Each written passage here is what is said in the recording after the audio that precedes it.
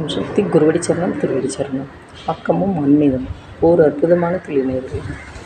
நம்ம மகாபிரிவாளை சொல்லலாம்னா சொல்லிகிட்டே இருக்கணும். அதில் ஒரு குட்டி அனுபவம் பார்ப்போமா. நம்ம மகாபிரிவாளை பார்க்குறதுக்கு ஒரு தொண்டர் வந்துட்டுருக்கார்.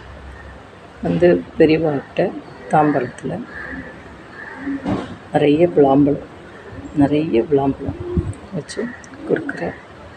கிட்டத்தட்ட ஒரு 40-50 ரூபாய் கொடுக்குறேன். பெரியவாவுக்கு நான் நமஸ்காரம் பண்ணிட்டு, நல்லா இருக்கியாப்பா அப்படிங்கிறப்ப, நல்லா இருக்கேன் பெரியவா அப்படின்னு சொல்லிட்டு போகிறார். ஒரு பெரியவாளுக்கு பிடிச்ச தொண்டர். சரி பெரியவா, நீங்கள் சாப்பிடுங்க பெரியவா, ஒரு பிராமணமாவது சாப்பிடுங்க பெரியவா.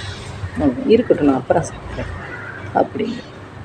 சரி சேஷம் தொண்டர்களை உள்ளே கொண்டுட்டு போக சொல்கிறேன் பெரியவா. சரின்னு உள்ளே போட்டு, சரி பெரியவா கேட்க மாட்டான்னு தொண்டர்லாம் என்ன செஞ்சிட்டாங்க, ஒன்றா எடுத்து சாப்பிட ஆரம்பிச்சிட்டாங்க. அவ்வளோதான், கிட்டத்தட்ட ஒவ்வொருத்தராக சாப்பிட ஆரம்பிச்சிட்டாங்க. சரி முடிஞ்சிருது. பெரியவா வர உள்ள விளாம்பழத்தை எடுத்துக்கலாம். விளாம்பழமா அப்படிங்கிற தொண்டர், ஆமாம் விளாம்பழத்தை எடுத்துக்கலாம், நான் சாப்பிட்றேன். பெரியவா விளாம்பழம் இல்லையே பெரியவா, என்னாச்சு அப்படிங்கிற பெரியவா. இல்லை பெரியவா, நாங்கள்லாம் சாப்பிட்டுட்டோம் பெரியவா, ஒன்று கூட இல்லையா அப்படின்னு. இல்லை பெரியவா, அடே தொண்டர் என்னை பிரியமாக எனக்கு கொடுத்து சாப்பிட சொல்லியிருக்கா. அப்போ அவன் மனசு புண்படுமே, நான் ஒன்றாவது சாப்பிட வேண்டாமா? போ பெரியவா, எல்லாம் போட்டுட்டேன், இந்த ஓடு தான் 2 ஓடு இருக்குது பெரியவா. என்னப்பா கொஞ்சம் கோவப்பட்டுட்டார், இப்படி பண்ணலாமா அப்படின்னு.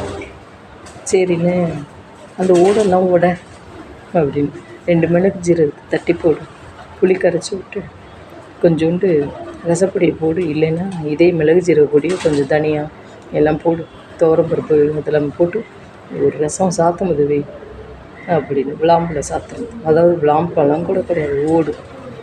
அந்த ஓட்டில் ஒட்டின்னு இருக்கும் பாருங்களேன், போதும் அப்படிங்கிற அந்த எசன்ஸ்லாம் இறங்கிடுது. அப்போ பெரியவா ரசத்தை எடுத்துகிட்டு வா, சாத்தம் தான் அப்படிங்கிற சாப்பிட்றோம். ஏன்னா அந்த தொண்டர் பிரியமாக கொடுத்தது சாப்பிடணுமா. பெரியவா எவ்வளோ பெரிய மனசு பாருங்கள்.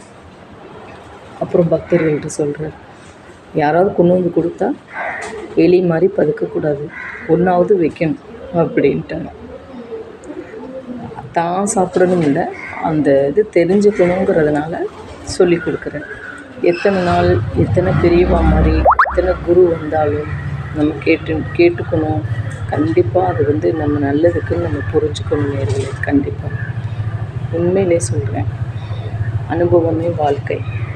அப்போ அந்த சாத்தனத்தை சாப்பிட்டுக்கலாம்.